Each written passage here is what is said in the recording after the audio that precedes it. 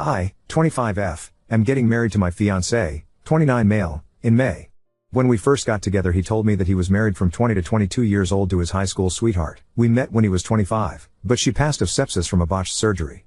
He didn't cope well and stayed in contact with her family, namely father and two sisters, 19 and 24. It was a soft spot for me for a while at the beginning because there was so much history they had that we would not have, and it was tough knowing that she was all around him. I never told him and decided to work through it on my own, especially with the fact that he would often spend time with her family during our relationship.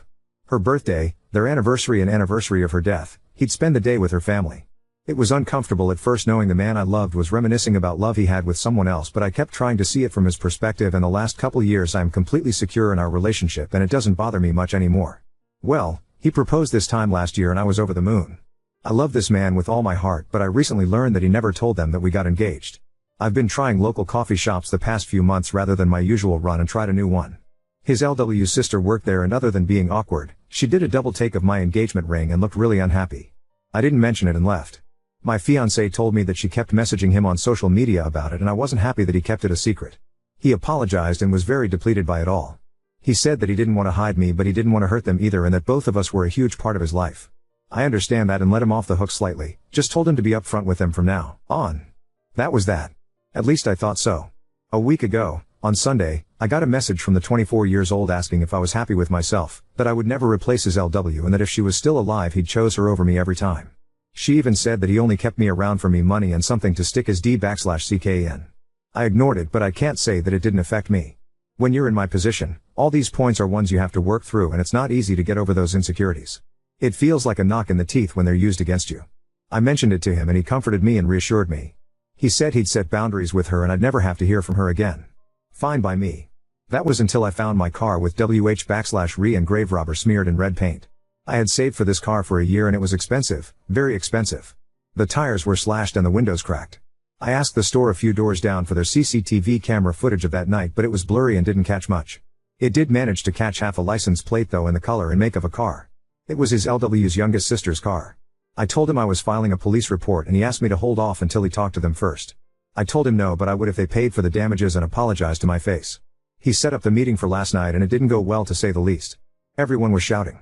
The sisters told me they, yes both of them, had nothing to be sorry for and that I should leave their family alone, including my fiancé and their family.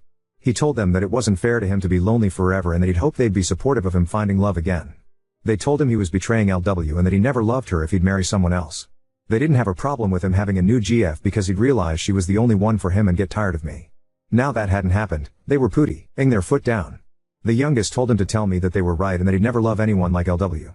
My fiancé broke down at the table. I picked him up and made us leave. I told them I'd be filing a report and suing for damages, and the next time they saw us would be in court.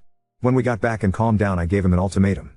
Either he cuts contact or we call off the wedding and go out separate ways. I wasn't going to live my life with this harassment and someday subject my children to their bullying. He said they would never bully a child, but I shot him down and said he didn't expect any of this either. He called their father, who was fairly chill about it all but still defending his daughters.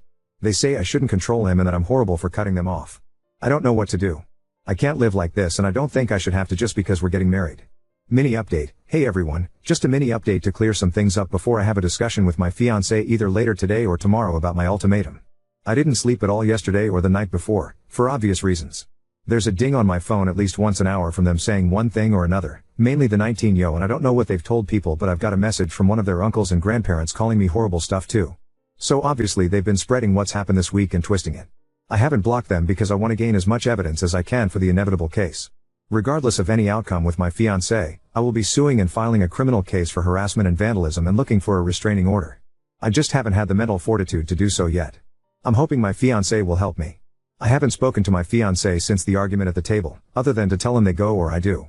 It was my choice to give him a couple days space to come to terms with everything, and I will contact him when I'm ready. All of this, from the first message till now, has been a week. It's a huge weight to contemplate leaving people you've known for 15 years and who you grew up with. He did set hard boundaries with the sister from the coffee shop, as I've seen the messages. He said, paraphrasing, "You have no right talking to Op at all if this is how you're going to behave. She doesn't deserve this and you've gone too far. Why are you being like this?" And she responded with more name calling and back and forth. He ended by saying not to message me again and to make sure everyone else does the same. I was happy with that. At this point only one person in that family had an issue, to my knowledge, so it was silly to have him cut all of them off. It may not be enough for some, but it was enough for me to feel safe and comfortable. For those saying he needs therapy and counseling, he's already getting it. He's been getting it since before we even started dating after an incident at work. I don't know about any of their family though. The first time I had a conversation with any of them was that night. Some people are wondering what LW died of, and it was a botched weight loss surgery where she died of sepsis. People were wondering if he was somehow the reason behind the surgery, hence the family's insane reaction, but he was not in the slightest. He likes bigger women and wouldn't pressure something like that onto her, speaking from experience. I also want to clear up the not calling the police about the car thing. It was entirely my idea to not file charges in exchange for a face-to-face apology and damage payment. He only wanted me to wait so that he could talk to her to see if she regretted it and then have her father pay the damages. At the time, we thought it was just the 19-year-old that smashed up my car, not both daughters. Neither of us wanted to ruin her life. When I found out it was both of them, it was full steam ahead. Edit, I chose for him to take this space apart. It's not him being indecisive. I said to take time and that I'd reach out so that his decision is thought out. It's for me. I don't want to be chosen only to be 3 kids down the line and stuck in a resentment-filled marriage. Update 1. I texted him saying I thought it was time to discuss this and he was back at home not a half hour later. He'd been staying with a friend the couple nights we had no contact.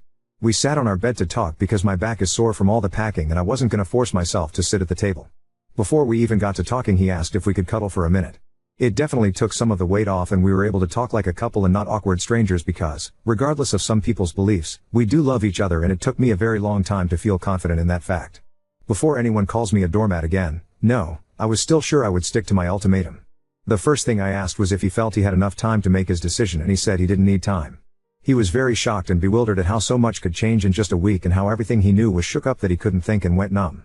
He did apologize that he didn't take a more defensive stance at the cafe and he doesn't want to make excuses for it. An explanation was that he genuinely didn't expect such a vitriolic response. He hid the engagement because he knew they weren't over LW's death and would be upset at the news. It wasn't like I would feel upset by them not knowing, which I wasn't really. He's known these girls since before they were in double digits and he would never have thought them capable of it. It came so far out of left field that he froze. I asked him if there was any possibility that either of them had a thing for him and he looked very confused and disturbed. I said how I've had people tell me it's not uncommon for siblings to do this after loss and he thought on it. Turns out you were right. He said the 24-year-old, about 8 months after LW's death made a move and tried to kiss him. He immediately left and told her mother about it. Mother and father are divorced now but weren't then. She was a minor at the time and messaged him saying she would be 18 soon so it wasn't a big deal. Her mother made her see the school counselor and didn't allow her to be alone with him for a while. It was years ago so he'd forgotten it even happened. He said he was sure that wasn't the case now because it had been so long but I'm not so convinced. Not that it matters anymore. He opened up his Facebook and gave it to me to read. 24-year-old had been messaging him which he ignored. She ranged from telling him off to crying and saying how betrayed the family was to trying to manipulate him against me. He said he was sure that he needed to put them behind him, and had been thinking it on and off since he proposed, but couldn't bring himself to do it. After this week, the fire was lit and he knew what he had to do. It was all just abstract until suddenly it was very real. He asked me how I've been coping and I told him. I felt like I'd done everything right but somehow things turned out worse than if I'd been the jealous type and stopped their contact at the beginning. I tried to be understanding and put in so much effort to be secure in myself and our relationship only for everything I worked on to be thrown in my face like I was a mistress that was cheating with him. He didn't blink the entire time and just listened. He said he should have been more observant and realized I was struggling with this so that he could help me but I've always been the strong one so he neglected to and he'll do better. As I've said in a few comments now, his parents had him in their late 40s and are retired. He hates to involve them in negativity but I was stunned when he said he's been talking to them about this since the first Facebook message. They were very understanding but his father took a tough love approach. He said the best quote I think I've ever heard. Get your act together before the jig is up. They offered to come stay for a while and help us move. I don't think that's necessary but I really appreciated the thought. On the subject of moving, I made it clear that I would not be living in this house any longer than I had to and he completely agreed. His parents offered to find us a place in their state if we wanted to have more of a support network and I'm honestly considering it after all this. They're only a state away from my own family so we'd be a lot better off. His job is remote and I should be able to find work there easily enough. I've been in contact with a friend who's a mechanic and they've quoted me between 1-2K for the damages, but that's in a cost estimate as a discount. A few people have said to get a real statement and to shop around. The real cost is between 4-5K and that's just for the noticeable damage. My friend thinks they've done something to the engine so thank God I couldn't drive it anywhere. He thinks I may be entitled to a replacement car altogether. If so, I will be sure to sue for it and that's not going to be cheap. After all the emotional things were discussed he mentioned when would I be comfortable enough to go to the police. I made clear he was okay with that or I'd go on my own. He said, the surest I've ever seen him, That this is what needed to be done and he wasn't going to let them continue. He'd done enough to try and shield them, but he wasn't going to let it come at my expense. I'm currently in the bath frothing in bath bombs, but will be going to the station as soon as I'm done. He's downstairs right now printing out the new quotes from the mechanics and the messages 24yo sent him over the past couple days so we can go prepared. People have said that nothing will come of it, and you may be right. But I have to try. Hoping my local police don't have anything better to do. It's a small L town. To finish, I made a point of asking again if he would cut them off where I had to go. He didn't miss a beat and said that they're no longer going to be a part of his life, even if I decided to leave. He did ask for one last meeting to say goodbye to her parents and to put a close on that part of his life, and to explain to the girls that this is not my fault but his decision after seeing how cruel they were capable of being. After that, we would block them on everything and move forward. I was completely fine with that. So, there we have it. Writing all this out and being able to talk to people about everything has been both helpful and a good distraction from the dumpster fire that was my life, and everything worked out as well as I could have hoped. We'll see how his meeting goes with them. I'm sure they won't be very happy about it, but that's not my problem. Update 2. So it seems I've been naughty because I got temporarily banned on here for 3 days. In chat someone was calling me every derogatory and sexist term imaginable, but I was put in timeout for defending myself. I appealed, but the appeal took the ban time anyway. Oh well. Sorry this update is taking so long for reasons stated above. So we drove down to the police station with our block of paperwork and had a couple hours talk. They were so sweet about everything. As some of you expected, they did say I should have come earlier, but they didn't really care because it was only a few days. They said that it often takes people about this amount of time to actually file charges if they weren't an immediate threat or danger, so unless someone was about to throw punches, I handed them everything and it looks like I've got plenty of evidence. They'll be contacting my insurance on my behalf to get the ball rolling and so they can come to do a check of my car themselves. And then they can open a claim with me if I want. They're not filing a claim, they're just notifying about the criminal damages. I file criminal charges for harassment and vandalism, and they'll notify me with more details about my restraining order this week. My fiancé told the police that he was planning on meeting with LW's family and asked if that would contradict my case, and they said no. We're not married at the time of filing, so legally we're two separate entities in the case. Or something. So, my car is totaled. My mechanic friend, I'm gonna call him Tom because I can't keep saying my mechanic friend. So Tom and his partner at the shop did a full check on my car, and this is the damage they found. Shattered windshield 4/tires 2 broken windows, paint, obvious, I think, unknown substance in the engine oil, battered bodywork. They said with this amount of damage, I should just go for a new car, so that's what I'll be doing. If anyone is curious, it was a Volvo. I'd always wanted one and managed to buy one new 2 years ago. Either they get me a new car if they'd be set back about 60k. Either way I'll be alright. The amount classifies the vandalism as a felony, so they could be looking at jail time too. My fiancé met with the family on Saturday and Tom sat by the window. I currently live in a one-party state, so as long as my fiancé consents, the recording can be used in my case. While it may not be as drama-filled as some of you may want, it was still pretty stressful to see. They met at the same cafe that we did before and Tom sat a few tables away. Fiancé arrived after their father and before them. For the best, because they managed to have a calm conversation for once. Fiancé told him how he was feeling and Phil was very understanding but still trying to minimize. He was saying things like, you know, they miss LW and they'll come around and just need time to come to terms with you moving on. He kept trying to initiate paying for the damages, but fiancé wouldn't talk about it until the sisters arrived. It was like butter wouldn't melt with the 24yo, but 19 came in like the Tasmanian Devi. My fiancé didn't acknowledge anyone until it had all settled down, where then he said this would be his last meeting with all of them and they'd be going their separate ways. He turned to the girls and said that he would miss who he thought they were, but the way they could treat people horrified him, especially me. He said that this was all him and they needed to accept that I was not to blame. He even said that it was me who offered the apology in exchange for not filing charges. The 19yo then interrupted asking what charges and that no one was going to charge them for barely touching a car. She was a deer in headlights when he asked what they'd done to the engine oil, and the two looked at each other. Seems they didn't expect me to find that out. Cue up the groveling. 24yo actually tried to touch his hand and told him he had to stop me pressing charges because this would ruin her and interfere with 19yo's college. He said it was too late and the cops should be issuing a warrant soon. It can take a few days. I thought it was an instant thing, but apparently not. This is when their dad got involved again and said for everyone to calm down and fix this like adults. Now he wants his girls to be adults. I see. He asked if fiancé would convince me to drop the charges in exchange for that apology and he'd pay the damages. When my fiancé said it was 60k, the eyes he gave to those women would shave the hair off a cat. The video wasn't the best, but I swear I could see the color drain from their faces. I may sound awful, but I enjoyed it. Call me what you will. They kept going on about apologizing and that they'd pay, but he just said it was too late and he was done. He tried to be civil, but they were the ones that wouldn't let it go. 24yo actually asked him to set up a meeting with me so they could get to know me and put it all behind us.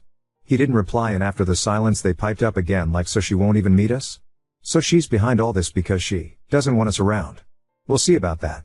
Not using exact quotes because I don't know if I'm allowed, so not risking it, things like that. They went on and frankly it was funny more than hurtful. But they did incriminate themselves more and more for my harassment case, and the nail in the coffin was when 19-yo said if we can do that to a car, imagine what else we could do. That, my friends, is both a confession and a threat of bodily harm. My fiancé said one loud stop before wishing Phil well and telling the girls to not come near me. He then got up and left. That's where the recording ends because we wouldn't be able to use anything afterwards anyway. As for moving, we're pretty much all packed up and have a truck coming on Friday. We'll be staying with his parents until we find a place. We're looking at buying this time but might get an RV in the meantime so we're not all stepping on each other. I doubt his parents would mind at all, but this is the last update for a while, I think. I have a wedding to finish, a venue to change, new invites etc. and less than 2 months to do it. Send help. But thank you all for being ears and helping me get through this. If only to distract me from ruminating and digging a huge mental hole. Final update, 6 hours ago, so it's been a while, guys. Calling the past few months a roller coaster wouldn't quite do it justice. A lot has happened and I hope I don't leave anything out. Here goes. So, first off, we've moved away. We're only a couple towns over from my husband's parents, legally, but we kinda just live in their backyard and my own are the next state over. Hallelujah. It's been really great living in our new RV and we've been able to take small trips now and then too, which has been great for a breather. Took a chunk out of our house savings but we're not too worried about it. Looking for a house has been fun too. I can't speak to what might have happened, but by a stroke of luck, the warrants came through the day before our moving day and the sisters spent the whole move in police custody. I'm sure it was not as formal as cuffs and interview rooms, but I like to imagine it that way. So we didn't have to deal with any drama that for sure would have happened otherwise. As I said before, we didn't block them because we wanted to keep the line open for more evidence, and boy was that a good idea. 19-yo has only now stopped sending me messages. Started off pleading and hoping for a meet-up, then went on to calling me names and such for trying to ruin her life, but the past few weeks have been pure rage, which has been draining if entertaining. She says she'll find me and I'd better watch my back, blah blah blah. My printer has been working overtime, as you can imagine. So many receipts to give my lawyer. 24-yo is still working on my husband, but it reached ahead a few days before the wedding. We should have changed the dates, but it just wasn't feasible. We had family from all over that had taken time off work and we really wanted everyone there after all that happened. She tried to call my husband over a dozen times and actually left 2 voicemails. She was crying and hyperventilating, saying how she didn't want to lose him. For those of you who said she still had a thing for him, ding dong. My husband listened to the voicemails with me and she just rambled. It was actually quite sad. She said that she always thought they would be together because they'd been through so much together and it felt right. She blamed him for leading her on and making her fall for him only to choose someone else that he hardly knew. She even said she felt replaced, which made me uncomfortable. All of this all the while degrading him for betraying his LW by moving on at all. I genuinely do not understand her logic. As for my car, we found out what the unknown substance was. It was antifreeze. The entire engine was written off and, with everything else, my insurance launched a case against them for the cost of a new car. I was expecting $60K or so, but Tom, my mechanic friend, said to ask for more based on current market value and such. They came back with a new offer of $75K. It took over a month for the money to hit my account, but I got it. As for the case, I'm no longer going after them for the repayment, my insurance is, so that's one less thing I have to worry about. As far as I know, their father is paying for their legal fees, but I doubt he'll pay back the insurance company for them. There is still a case against them for harassment and threatening behavior, and I'm suing for the money it took to move away and emotional distress. My lawyer says they'll be liable and it's looking like they want to settle. I don't feel great about going for emotional distress, but after everything they have done, it sure was emotionally distressing. The courts are moving slowly, so I don't have anything new on the criminal case yet, other than that they are going to plead guilty. Shouldn't be long now and it's looking like they're getting probation and mandatory anger management. Not a stint in jail, but oh well. At least they'll both have a record. My husband was down for a while since we left, but he hasn't wavered in supporting me. He's getting back to his old self now that he's settling in at work here and he's enjoying being closer to his parents. It's been great for our relationship too because we all get on so well. As of the 21st, I'm a married woman. It was very hectic and stressful to change basically our entire wedding in 2 months, but we did it and our guests were so understanding. We had to settle for a few things like our cake and catering, but everything else worked out amazingly.